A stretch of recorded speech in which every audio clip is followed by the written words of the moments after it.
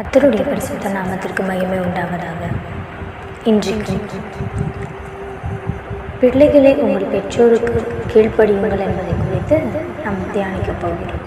எபேசியர் 6ஆம் அதிகாரம் 1ஆம் வசனம் இப்படியாக சொல்லுகிறது: பிள்ளைகளே, உங்கள் பெற்றோருக்கு கர்த்தருக்குள் கீழ்ப்படியுங்கள், இது நியாயம். இதில் 2 கேரக்டர்ஸ் இருக்கிறது: பிள்ளைகள், பெற்றோர். பிள்ளைகள் என்று சொல்லும்போது பெற்றோர்களால் வழிநடத்தப்படுகிறவர்களாக இருக்கிறார்கள்.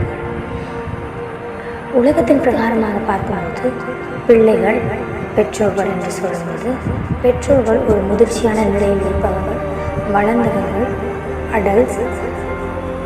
இவர்கள் எல்லாவற்றிலும், வேலையின் ஸ்தலங்களிலும், இந்த உலகத்தின் பிரகாரமான காரியங்களிலும், எல்லாவற்றிலும் இந்த உலகத்தில் எப்படி வாழ வேண்டும், எப்படி வாழக்கூடாது, என்ன செய்ய வேண்டும், என்ன செய்யக்கூடாது, நீதி நியாயங்களை, நன்மை தீமைகளை அறிந்தவர்கள் பெற்றோர்கள்.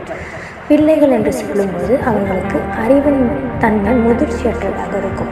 அந்த பிள்ளைகளை வழிநடத்துவதற்கு பெற்றோர்கள் மிகவும் அவசியமாக இருக்கிறார்கள். இதே இந்த உலகத்தின் கட்டமைப்பு, இது தேவனுடைய சட்டமாக இருக்கிறது.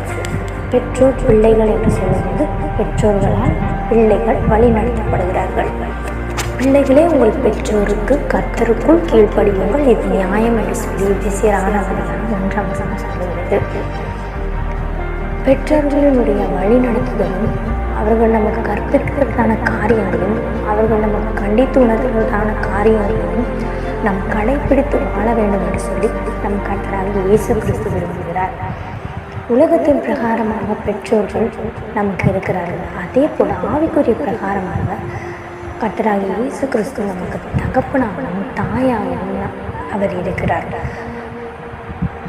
இந்த உலகத்தில் வாழும்போது நாம் அவருடைய கட்டுப்பாட்டிற்குள், அவருடைய கைடன்ஸ்குள்ளாக, அவருடைய வழிநடத்தலுக்குள்ளாக நாம் வாழ்ந்து கொண்டிருக்கிறோம். இந்த உலகத்தில் வாழுகிற எல்லா விசுவாசிகளும் தேவனுக்கு பிள்ளைகளாக இருக்கிறார்கள். ஹல்லேலூயா. இப்போ தேவனுடைய பிள்ளைகள் என்று சொல்லும்போது அவருடைய வழிநடத்துதலும், அவருடைய ஆலோசனையை பெற்று ஒவ்வொரு நாளும் நாம் வாழ வேண்டும் என்று தேவன் விரும்புகிறார்.